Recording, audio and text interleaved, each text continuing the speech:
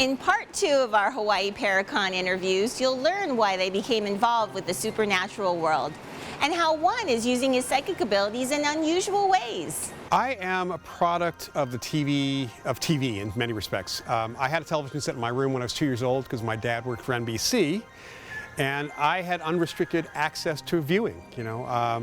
I really fell in love with a couple TV shows, one of which early on was a show called Topper, about a banker and these fun-loving ghosts. And as I got more and more into comic books and science fiction, there was a show called Dark Shadows on at the same time as Star Trek was on.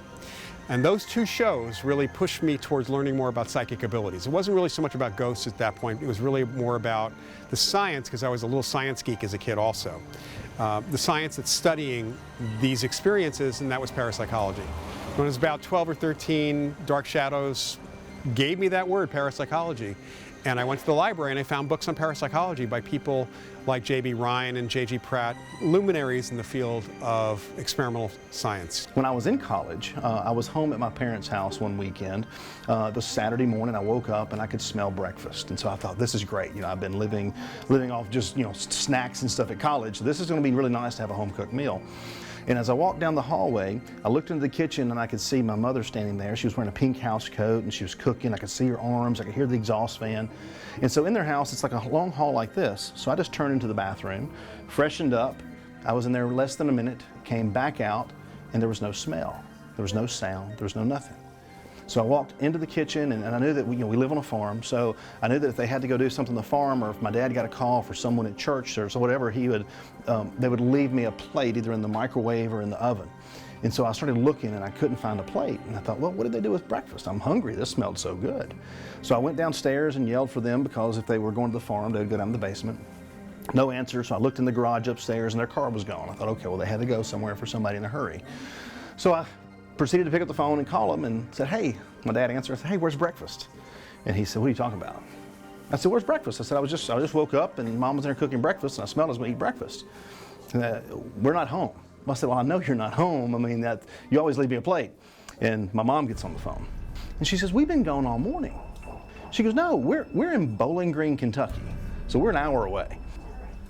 So I stopped, I hung up the phone, I started thinking, I thought, what did I just experience? Because I'm the type of person, when I wake up, I'm awake. I worked rescue while I was in school too. So, when the tones go off, you train yourself, you're awake, you're ready to go. And so then for many years, my mother would get me to tell that story to family because it was so interesting, because we don't know what it was. The house is new, so it's something with the land, it's a transient spirit, whatever it was. But that really fueled my fire to try to figure out what are these things we deal with and how they present themselves to us. Hello folks, I'm Kaho Dave, and I'm a native of Molokai. I was born and raised on Molokai and Hawaiian homesteads of Ho'olehua. I've been a natural clairvoyant after a childhood accident where I fell out of a car, damaged my head. And from that point on, I began experiencing and seeing things that other people couldn't see. On Molokai, there's a lot of spirits all over the place. And so it was more like a training ground for me in seeing things that other people couldn't. Another gift that I soon discovered is that if I put my mind to something, I can see anything I wanted, no matter what you do. Lock it away in a cabinet. I just close my eyes and I'll see it. The harder you try and hide it from me, the easier it is for me to see it, because your mind is thinking about it. The class that I was teaching here was using associative remote viewing to go after sporting events. And sporting events, you have winner, loser, you have over, under, making the point spread or not making the point spread. So using our pictures in associative remote viewing, you need targets that mean something. So on my envelope over here, I got over, under. Pick two pictures. One is going to be for the over, the other one going for the under. Close your eyes, draw a picture, then you take out the photos and see which one match. On my latest Vegas venture, I made 25 predictions right inside the California Hotel sports book.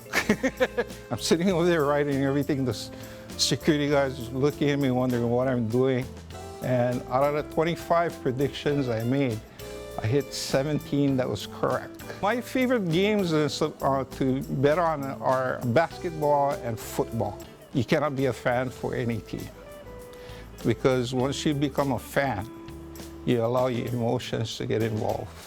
And when you let your emotions get involved, you make bad decisions. While we were up in Vegas this time, we had the WNBA, and my friends were up there, and they asked me to watch what I do. And so they sat down and watched. And we did a WNBA game, and based on one game, we had a 2-game parlay and 2-game straight bets. My predictions were all correct. So we won the 2-game parlay, we won the straight bets. And they were amazed, so they made an appointment for the next day. The next day we did the CFL game, and I got those things correct too. The over-under and the point spread, we got that. So another 2-game parlay and another 2-game straight bets. So they're kind of like, this guy's spooky.